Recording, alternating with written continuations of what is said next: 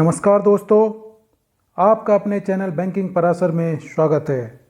आज का टॉपिक है बजट 2021-22 जो कि हमारे वित्त मंत्री द्वारा 1 फरवरी 2021 को प्रथम डिजिटल बजट के रूप में लोकसभा में पेश किया गया है।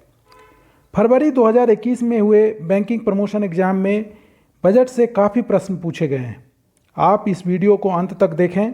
इस वीडियो को देखने के बाद आपको बजट से संबंधित सारे प्रश्न जो एग्जाम में पूछे जा सकते हैं वो कवर हो जाएगा।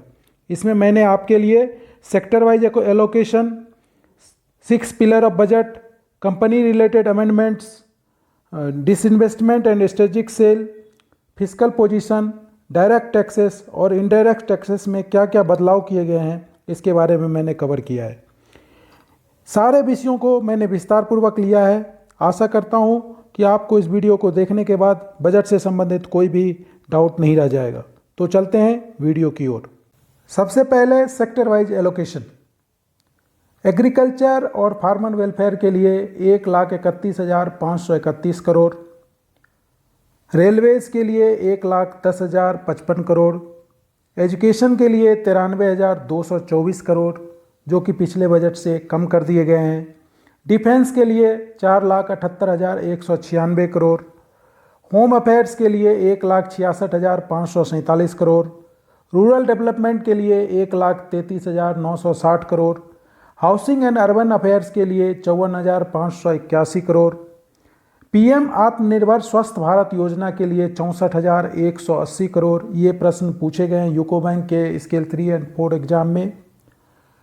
कोविड-19 वैक्सीन के लिए 35,000 करोड़, बैंक रिकैपिटलाइजेशन के लिए 20,000 करोड़, डिसइन्वेस्टमेंट का टारगेट इस बजट में 1,75,000 करोड़ रखा गया है। शॉर्ट टर्म क्रॉप लोन के लिए 16,50,000 करोड़ रखे गए हैं और एमडीआर से जो लॉस होता है बैंक को उसको कंपनसेट करने के लिए 1,500 करोड़ रुपए का प्रावधान किया गया है। दोस्तों, 2021-22 के बजट में पहली बार इसको 6 पिलर में डिवाइड किया गया है। बजट में पहला पिलर है हेल्थ एंड वेलबींग, दूसरा है physical and financial capital and infrastructure, तीसरा है inclusive development for aspirational India, चौथा है री इन्वाइग्रेटिंग ह्यूमन कैपिटल, पांचवा है innovation and research and development, छठा है मिनिमम गवर्नमेंट मैक्सिमम गवर्नेंस। दोस्तों, हमारा पहला पिलर है हेल्थ एंड वेलबींग। इसके लिए 2,23,846 करोड़ रखे गए हैं जो पिछले बजट के बनिस्पत 137% का इंक्रीज दिखाता है। वैक्सीन के लिए 35,000 करोड़ एलोकेट किए गए हैं। पीएम आत्मनिर्भर स्वस्थ भारत योजना के तहत 64,180 करोड़ का आउटले रखा गया है 6 वर्ष के लिए। Universal coverage of water supply के लिए जल जीवन मिशन जो है अर्बन के लिए 2,87,000 करोड़ एलोकेट किए गए हैं जो अगले 5 साल में खर्च किए जाएंगे और 2 करोड़ 86 लाख घरों में इनको पहुंचाया जाएगा। इसके अलावा स्वच्छ भारत स्वस्थ भारत के तहत 1,41,678 करोड़ रुपए रखे गए हैं अगले 5 साल के लिए जो कि अर्बन स्वस्थ भारत मिशन 2.0 के नाम से जाना जाएगा। इसके अलावा जो वेलबींग के लिए स्क्रैपिंग पॉलिसी ऑफ व्हीकल डाला गया है जिसमें कि पर्सनल व्हीकल जो है वो 20 साल के बाद स्क्रैप में चले जाएगा जबकि कॉमर्शियल व्हीकल जो है वो 15 साल के बाद स्क्रैप में चला जाएगा। दोस्तों, हमारा दूसरा पिलर है physical and financial capital and infrastructure. इसके तहत पीएलआई स्कीम लाया गया है जिसके तहत मैन्युफैक्चरिंग सेक्टर से संबंधित 13 सेक्टर को अगले 5 साल के तहत 1.97 लाख करोड़ एलोकेट किए गए हैं। इसके बाद इंफ्रास्ट्रक्चर के लिए नेशनल इंफ्रास्ट्रक्चर पाइपलाइन एक्सपेंडेड किए गए हैं 7,400 प्रोजेक्ट के तहत जबकि 20,000 करोड़ एलोकेट किए गए हैं डेवलपमेंट फाइनेंशियल इंस्टीट्यूशन बनाने के लिए जो जिसमें कि 5 lakh crore lending portfolio create किए जाएंगे अगले 3 साल के लिए। अब रोड एंड हाईवे इंफ्रास्ट्रक्चर के लिए 1,18,101 करोड़ निर्धारित किए गए हैं जो कि अब तक का हाईएस्ट आउटले है ministry of road and transport highway के लिए। भारतमाला परियोजना के तहत 5.35 लाख करोड़ इन्वेस्टमेंट करने का प्लान है जो कि इसमें इस बजट में दिए गए हैं। इसके अलावा रेलवे में 1,10,055 करोड़ एलोकेट किए गए हैं, जिसके तहत 2030 तक फ्यूचर रेडी रेलवे सिस्टम बनाया जाएगा, जबकि 100% electrification of broad gauge route ये दिसंबर 2023 तक कंप्लीट कर लिए जाएंगे। इसके बाद यदि हम फाइनेंशियल कैपिटल की बात करें तो फाइनेंशियल कैपिटल के तहत जो single security market code evolve किए जाएंगे। इसका मतलब ये है कि provision of SEBI act 1992, depository act 1996, securities contract regulation act 1956, government securities act 2007, ये सबको मर्ज करके रेशनलाइज किया जाएगा और इसके लिए सिंगल सिक्योरिटी मार्केट कोड बनाए जाएंगे। इसके बाद गोल्ड एक्सचेंज सेटअप किए जाएंगे, जो कि सेबी के कंट्रोल में किया होगा। सेबी को एक रेगुलेटर बनाया जाएगा गोल्ड एक्सचेंज के लिए, और इसके अलावा इन्वेस्टर चार्टर भी बनाए जाएंगे ऑल फाइनेंशियल इन्वेस्टर के लिए। Capital infusion of 1000 crore solar energy corporation of India के लिए तथा 1500 crore Indian renewable energy development agency के लिए प्रोपोज किए गए हैं। एफडीआई लिमिट इंश्योरेंस सेक्टर में 49% से बढ़ाकर 74% कर दिया गया है, जिसमें कि अब फॉरेन ओनरशिप और कंट्रोल भी होगा। इसके तहत स्ट्रेस एसेट रिजोल्यूशन के लिए एसेट रिकंस्ट्रक्शन कंपनी लिमिटेड और एसेट मैनेजमेंट कंपनी जो है ये सेटअप किए जाएंगे।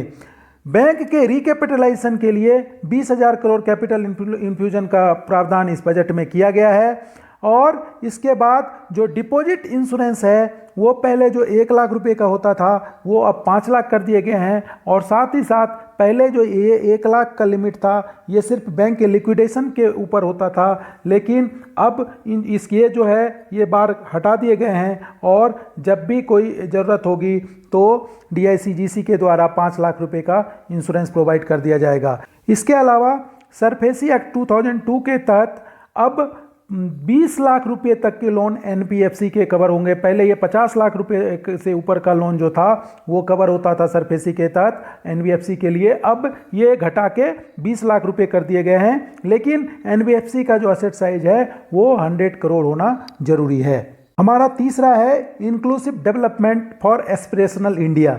इसके तहत एग्रीकल्चर सबसे पहला चैप्टर है।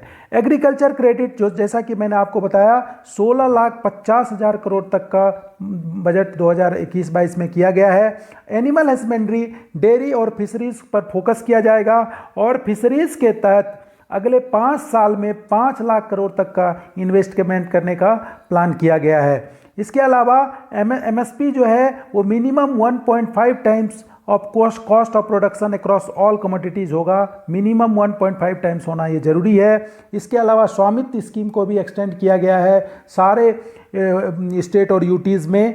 1.80 लाख प्रॉपर्टी ऑनर को ऑलरेडी ये 1241 विलेज में प्रोवाइड किया गया है ये स्वामित्व कार्ड। इसके अलावा रूरल इंफ्रास्ट्रक्चर डेवलपमेंट फंड जो पहले 30,000 करोड़ का होता था उसको बढ़ा के 40,000 करोड़ का कर दिया गया है, और ये माइक्रो इरिगेशन के लिए जो पहले 5,000 करोड़ का था उसको बढ़ा के 10,000 करोड़ का बजट कर दिया गया है। फाइनेंशियल इंक्लूजन के तहत अब जो स्टैंड अप इंडिया के तहत पहले 25% मार्जिन देना पड़ता था SC ST और वुमेन के लिए, उसको घटा के अब सिर्फ 15% कर दिया गया है, और पहले ये सिर्फ बिजनेस पर्पज के लिए दिया जाता था, अब ये एलाइड एग्रीकल्चर एक्टिविटी के लिए भी इंक्लूड कर दिया गया है। इसके बाद MSME के क्षेत्र में बजट एलोकेशन जो है वो मोर देन डबल कर दिया गया है, जो कि अब 15,700 करोड़ रुपए तक का होगा। हमारा नेक्स्ट है री इन्वाइग्रेटिंग ह्यूमन कैपिटल। ह्यूमन कैपिटल बहुत जरूरी है और इसके लिए बजट में भी कुछ प्रावधान किए गए हैं। पहला प्रावधान ये है कि स्कूल एजुकेशन में क्या चेंज हुआ है कि 15,000 स्कूल जो है उसको स्ट्रेंथन किया जाएगा नेशनल एजुकेशन पॉलिसी कंपोनेंट के तहत, और 100 नए सैनिक स्कूल खोले जाएंगे पार्टनरशिप के तहत, जो प्राइवेट स्कूल होंगे या NGO होंगे या स्टेट्स होंगे इसके तहत। इसके अलावा हायर एजुकेशन के लिए लद्दाख के लेह में एक सेंट्रल यूनिवर्सिटी के भी खोला जाएगा। शेड्यूल कास्ट और शेड्यूल ट्राइब वेलफेयर के तहत ये 750 Eklavya model residential school tribal area में खोले जाएंगे, जो कि 38 करोड़ के यूनिट कॉस्ट में होगा, जबकि यदि ये हिली एरिया या डिफ़िकल्ट एरिया में खोला जा रहा है तो इसके लिए 48 करोड़ का जो यूनिट कॉस्ट होगा एक स्कूल के लिए। इसके अलावा नेशनल अप्रेंटिस ट्रेनिंग स्कीम के तहत वो जो 3000 करोड़ एलोकेट किए गए हैं, जो कि अप्रेंटिस के एक्ट के तहत अपॉर्चुनिटी यूथ को बढ़ाएंगे। मतलब क्या है कि जो स्किलिंग के लिए है उसके लिए भी 3000 करोड़ एलोकेट किए गए हैं। हमारा पांचवा है innovation and research and development. 50,000 crore इसके लिए अगले 5 साल के लिए अनाउंस किए गए हैं और वो नेशनल रिसर्च फाउंडेशन के तहत ecosystem with focus on national priority के हिसाब से इस पर एक्सपेंडिचर किए जाएंगे। 1500 करोड़ जो है वो डिजिटल मोड ऑफ पेमेंट को कैसे बढ़ाया जाए उस पर खर्च किए जाएंगे।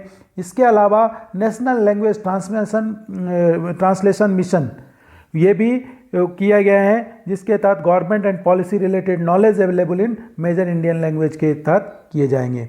और गगनयान मिशन जिसमें कि 4 इंडियन एस्ट्रोनॉट को generic space flight expect in Russia के थ्रू भेजा जाएगा और फर्स्ट अनमैन्ड लॉन्च जो है वो दिसंबर 2021 में होगा। हमारा जो लास्ट है वो है मिनिमम गवर्नमेंट मैक्सिमम गवर्नेंस, जो छठा पिलर है। इसके तहत national commission for allied health care professional already introduced in this ensure transparent and efficient regulation of the 56 allied health professional.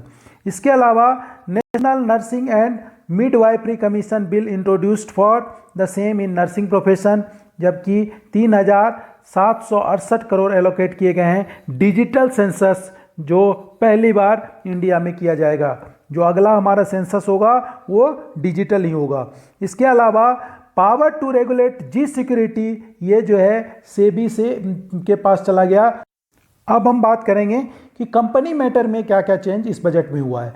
इसके तहत सबसे पहला ये है कि propose to decriminalise the provision of limited liability partnership act 2008, जबकि small companies के संदर्भ में जो मैक्सिमम पेड अप कैपिटल का थ्रेशोल्ड लिमिट था वो पहले 50 लाख था, जिसको बढ़ा के 2 करोड़ कर दिए गए हैं, जबकि मैक्सिमम टर्नओवर लिमिट जो था वो पहले 2 करोड़ था, जिसको कि बढ़ा के 20 करोड़ कर दिए गए हैं। इसका मतलब ये है कि 2 करोड़ तक का पेड अप कैपिटल तथा 20 करोड़ तक का टर्नओवर जो है वो अब स्मॉल कंपनी से ही कहलाएगा। 1 पर्सन कंपनी के तहत ये इसमें जो प्रावधान चेंज किए गए हैं कि ग्रोथ जो है एनी रिस्ट्रिक्शन अब पर कर सकता है, अब उसमें 1 पर्सन कंपनी के लिए कोई रिस्ट्रिक्शन नहीं है पेड अप कैपिटल और टर्नओवर का। इसके अलावा conversion into any other type of company कभी भी किया जा सकता है। और जो पहले हुआ करता था कि ओपीसी के तहत 182 डेज का था एनआरआई के लिए, इंडियन सिटीजन को इंडिया में रहना जरूरी था, जिसको कि घटा के अब 120 दिन कर दिए गए हैं और एनआरआई भी अब ओपीसी इंडिया में इनकॉर्पोरेट कर सकता है। तो 1 पर्सन कंपनी के तहत भी 4 चेंजेस किए गए हैं, जिसमें पहला है कि पेड अप कैपिटल और टर्नओवर का कोई रिस्ट्रिक्शन अब नहीं रहा, वो अब ओपीसी जो है कभी भी किसी भी टाइप की कंपनी में कन्वर्ट हो सकती है। इसके अलावा जो रेसिडेंसी लिमिट है जो पहले 182 डेज का था वो उसको घटा के 120 दिन कर दिए गए हैं, जबकि नॉन रेसिडेंट इंडियन के लिए अब ये इनकॉर्पोरेट ओपीसी कर सकता है। डिसइन्वेस्टमेंट और स्ट्रेटेजिक सेल के लिए जो चेंज किए गए हैं 1,75,000 करोड़ का इस बजट में एस्टिमेशन किया गया है। और स्ट्रेटेजिक इन्वेस्टमेंट के लिए BPCL, air India, shipping corporation of India, container corporation of India, IDBI bank, BEML, Pawan Hans, Neelachal इस्पात निगम लिमिटेड को कंप्लीट करना है 2021-22 में। आईडीबीआई बैंक के अलावा 2 और पब्लिक सेक्टर बैंक तथा एक जनरल इंश्योरेंस कंपनी को प्राइवेटाइज किए जाएंगे और एलआईसी का जो आईपीओ है वो 2020, 21 और 22 में ये लाए जाएंगे। अब हम बात करेंगे फिस्कल पोजीशन के बारे में। तो फिस्कल डेफिसिट जो है 2021-22 में ये 6.8% ऑफ जीडीपी एस्टिमेट किए गए हैं, जबकि 2020-21 में ये 9.5 था। मतलब पिछले साल ये एस्टिमेट किए गए हैं कि 9.5 था, जो कि अगले साल ये 6.8% होगा। जबकि ये कहा गया है कि ग्रॉस बोरोइंग जो है वो मार्केट नेक्स्ट ईयर जो है वो 12 लाख करोड़ का होगा, ग्रॉस बोरोइंग। इसके अलावा गवर्नमेंट ऑफ इंडिया ने ऐसा प्लान किया है कि 2025-26 तक जो जीडीपी का फिस्कल डेफिसिट का जो लेवल है वो 4.5% होगा। मतलब 2025-26 तक 4.5% जो है हमारा फिस्कल डेफिसिट हो जाएगा। नेट बोरोइंग जो स्टेट का होगा वो 4% of gross state domestic product होगा 2021-22 तक, जो कि 15th फाइनेंस कमीशन ने दिया गया है। और 0.5% जो है वो प्रोवाइडेड किए जाएंगे एडिशनल, जो फिस्कल डेफिसिट जो स्टेट का होगा बाय 2023-24 ये 3% हो जाएगा। इसके अलावा 15th फाइनेंस कमीशन के तहत 21 से लेकर 26 तक जो रिपोर्ट सबमिट किए गए हैं उसके तहत स्टेट को 41% शेयर मिलेगा। 1,18,452 करोड़ रेवेन्यू डिफिसिट के ग्रांट उसको प्रोवाइड किए जाएंगे 17 स्टेट को, जबकि 20-21 में ये 74,340 करोड़ दिए गए थे। देखेंगे डायरेक्ट टैक्सेस में। डायरेक्ट टैक्सेस में कोई भी चेंज नहीं किया गया है टैक्स स्लैब में, जो 21-22 में, जो 20-21 में था वही 21-22 में है, बट हम लोग एक बार उसको फिर से देखेंगे। दो तरह के स्लैब को उसमें डाला गया था। यदि 2,50,000 तक इनकम है तो कोई टैक्स नहीं है, ओल्ड रिजिम में भी और न्यू रिजिम में भी। इसके अलावा 2,50,000 से यदि 5 लाख तक है तो ओल्ड रिजिम में 5% और न्यू में भी 5%। 5 लाख से 7.5 लाख तक है तो 20% ओल्ड में और 10% न्यू में। 7,50,000 एक से लेकर 10 लाख तक है तो 20% ओल्ड रिजिम में और 15% न्यू रिजिम में है। और 10 लाख एक से लेकर 12,50,000 तक है तो ओल्ड रिजिम में 30% और न्यू रिजिम में 20% रखा गया है, जबकि 12,50,000 से एक से लेकर 15 लाख तक में 30% ओल्ड रिजिम में और न्यू रिजिम में 25% रखे गए हैं। तो ये पुराने पिछले साल भी यही था, इसलिए इसमें डायरेक्ट टैक्सेस में कोई चेंज नहीं किए गए हैं। एवं 15 लाख में 30% और न्यू में भी 30% तक का प्रावधान है। हम देखेंगे कि डायरेक्ट टैक्सेस से संबंधित क्या चेंजेज और आए हैं। मतलब क्या है कि जो पहले 2014 में 3,31,00,000 टैक्स पे करते थे, अब रिटर्न फाइल करने वाले 6,48,00,000 लोग हो गए हैं, सीधे लगभग डबल हो चुके हैं। और सीनियर सिटीजन के लिए अब ये प्रावधान किया गया है कि यदि वो उनका सिर्फ पेंशन और इंटरेस्ट इनकम है तो बैंक उसका टैक्स डिडक्ट करेगी। यदि वो 75 साल के हैं और उसको कोई भी रिटर्न फाइल नहीं करना है, सिर्फ रिटर्न फाइल नहीं करना है, टैक्स तो उसे पे करना है, बट वो टैक्स पे करने की जिम्मेवारी पेइंग बैंक की होगी, जो कि उसकी जहाँ की उसका पेंशन आता है और उसका इंटरेस्ट इनकम है। इसके अलावा जो डिस्प्यूट वाली बात होती थी उसके टाइम लिमिट, जो रीओपनिंग ऑफ केसेस थे वो पहले 6 साल हुआ करता था, जिसको घटा के 3 साल कर दिया गया है। इसके अलावा डिजिटल इकोनॉमी के तहत जो जहाँ की 95% ट्रांजैक्शन डिजिटली होता था, उसके लिए अब टैक्स ऑडिट पहले 5 करोड़ के टर्नओवर पर होता था, जिसको कि बढ़ा के अब 10 करोड़ कर दिया गया है। लेकिन इसके लिए 95% ट्रांजैक्शन डिजिटली होना जरूरी है। Attracting foreign investment for infrastructure के लिए इंफ्रास्ट्रक्चर डेवलपमेंट डेप्ट फंड जो है वो एलिजिबल हो गए हैं फंड रेज करने के लिए 0 कूपन बॉन्ड जारी करके। इसके अलावा हाउसिंग फॉर ऑल जो मतलब उसके लिए अप टू 1.5 लाख तक का लोन जो है वो अफोर्डेबल हाउस के लिए मार्च 2022 तक के लिए एक्सटेंड कर दिए गए हैं। स्मॉल ट्रस्ट के लिए जो एनुअल रिसिप्ट है वो पहले 1 करोड़ का हुआ करता था, जिसको बढ़ा के अब 5 करोड़ कर दिया गया है, लेकिन ये सिर्फ उसी ट्रस्ट के लिए है जो स्कूल और हॉस्पिटल को रन कर रहे हैं। इसके अलावा लेबर वेलफेयर के तहत जो late deposit of employee contribution of employer रहता था वो अब अलाउ नहीं किए जाएंगे। यदि एम्प्लॉयर ने डिडक्ट किया है तो उसे जमा करना होगा। टैक्स हॉलीडे स्कीम जो है स्टार्टअप के लिए वो 1 साल के लिए और एक्सटेंड कर दिए गए हैं। कैपिटल गेन एग्जेम्पशन इन्वेस्टमेंट जो स्टार्टअप के लिए है वो भी 1 साल और बढ़ा दिए गए हैं, जो 31 मार्च 2022 तक वैलिड होगा। Interest on contribution of over 2.5 lakh to employee provident fund to be taxed with effect from 1/4/2021। इसके अलावा एग्रीकल्चर इंफ्रास्ट्रक्चर डेवलपमेंट सेस जो है वो पेट्रोल के ऊपर 2.50 पर लीटर तथा डीजल के ऊपर 4 लीटर ₹4 पर लीटर जो है वो दिए गए हैं, लेकिन इसमें कोई रेट में इंक्रीज नहीं होगा क्योंकि इसके बदले एक्साइज ड्यूटी को कम कर दिया गया है। इसके अलावा जो time limit for filing return and belated return tax payer था कंपनीज के लिए भी अब उसको घटा के सिर्फ 3 महीने कर दिए गए हैं। और tax exemption on maturity proceed of ULIP with annual premium of 2.50 lakh only. 2,50,000 से ज़्यादा का यदि कोई एनुअल प्रीमियम है तो 1/2/2021 से वो टैक्सेबल होगा। हमारा अंतिम है इनडायरेक्ट टैक्सेस। इनडायरेक्ट टैक्सेस के तहत जीएसटी में वेरियस चेंजेस किए हैं। मतलब क्या है कि अब नील रिटर्न थ्रू एसएमएस होगा, quarterly return and monthly return for small tax payer होगा, इलेक्ट्रॉनिक इनवॉइस सिस्टम को लागू किए गए हैं, वैलिडेटेड इनपुट टैक्स स्टेटमेंट डाले गए हैं, pre filled editable GST return आएगा, यूज ऑफ डीप एनालिटिक्स और artificial intelligence to identify tax evader, ये सब सारे प्रावधान जीएसटी में किए गए हैं। इलेक्ट्रॉनिक और मोबाइल फ़ोन में जो पहले ड्यूटी नहीं लगती थी उसको अब बढ़ा के 2.5% कर दिए गए हैं।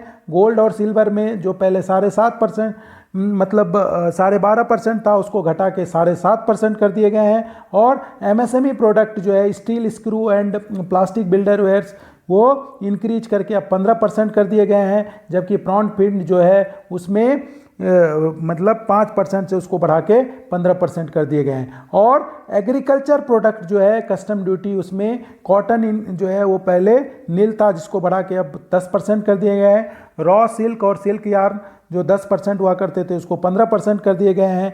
और agriculture infrastructure and development cess on small number of item के ऊपर लागू कर दिए गए हैं। तो ये दोस्तों ये था हमारा बजट, और बजट से संबंधित जो भी चीज़ें एग्जाम में पूछने योग्य है मैंने आपको सारा बता दिया गया है। आशा करता हूँ आपके बजट से संबंधित सारे क्वेश्चन हल हो गए होंगे। आपको अपना बहुमूल्य समय देने के लिए धन्यवाद। आपका दिन शुभ हो।